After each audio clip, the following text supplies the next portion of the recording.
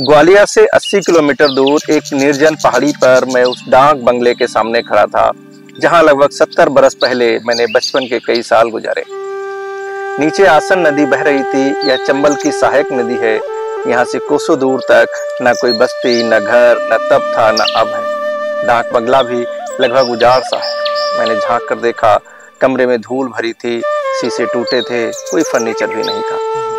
यह वह ऐतिहासिक जगह है जहां 1980 के आसपास जयप्रकाश नारायण के सामने लगभग 500 खूंखार डाकुओं ने आत्मसमर्पण किया था, जिसमें मान सिंह डाकू के भाई, बेटे और गिरोह के सारे सदस्य शामिल थे।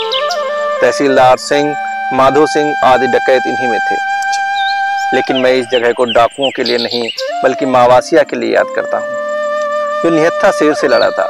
यह सन 1943 से 45 की बात है। मैं मुश्किल से 5-6 वर्ष का था।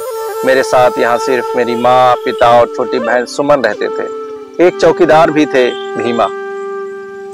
आज की तरह उस दिन भी सूरज डूब रहा था। पिता नदी पर बने बांध के ओवरसियर थे। वे अभी लौटे नहीं थे। मावासिया रस्सी और बाल्टी लेकर दूर एक कुएं से पानी लेने गए थे। अंधेरा होने लगा। अचानक माँ ने कहा, बहुत देर हो गई, मावासिया नहीं लौटे।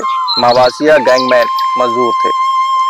भीमा मावासियों को ढूंढने चले तो मैं भी साथ चलने के लिए मचला, लेकिन अंधेरा हो रहा था, इसलिए मुझे साथ नहीं ले जाया गया।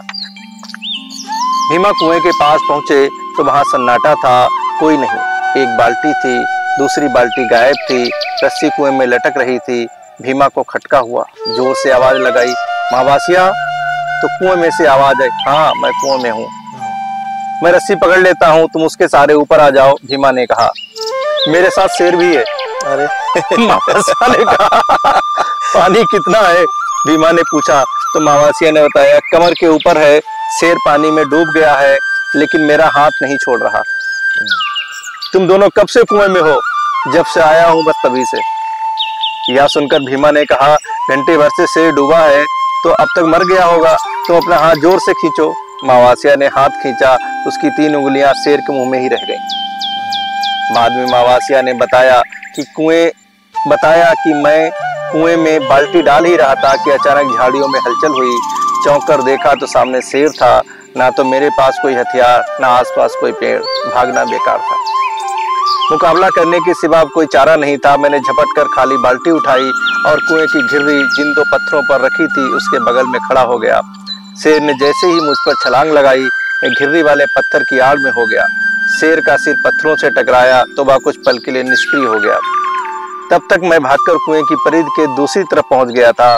शेर फिर झपटा तो मैंने सामने बाल्टी अड़ा दी, लेकिन उसके मुंह में मेरे हाथ का पंजा आ गया।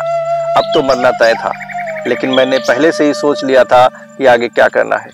मैंने कुएं में कूदने की कोशिश की तो शेर का संतुलन बिगड़ गया और मेरे साथ साथ शेर भी कुएं में गिर गया। गर्मियों के दिन थे, इसलिए कुएं में पानी कम था, फिर भी शेर के कद से ऊपर था। वह जब भी सिर ऊपर करने की कोशिश करता, मैं हाथ से उसका सिर दबा देता, लेकिन आखिरी वक्त तक शेर ने मेरा हाथ नहीं छोड़ा। मैं बचपन में बार बार मावासिया का वह 2 उंगलियों वाला हाथ छूकर देखता और इस रोमांच से भर उठता कि मावासिया इसी हाथ से शेर से लड़ा था। निहत्था, लेकिन मावासिया निहत्था नहीं था। उसने बाल्टी, गड़े हुए पत्थर और कुएं को अपना हथियार बना लिया था। वह निपट अकेला भी नहीं था, उसके साथ उसका धीरज और साहस भी था।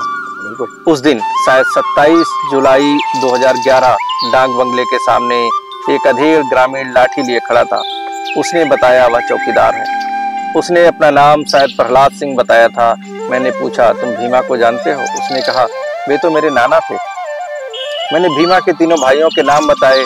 यह भी बताया कि मैं बचपन में भीमा के साथ उनके घर भी जाया करता था। उसने भाव विभोर होकर मेरे पांव पकड़ लिए और घर चलने का अनुरोध किया। मैंने मावासिया के बारे में पूछा तो उसने कहा, वही जो शेर से लड़ा था? मैंने कहा, हाँ वही। इस तरह पीढ़ी दर पीढ़ी ये साहस कथाएं सुनाई जाती रहती हैं।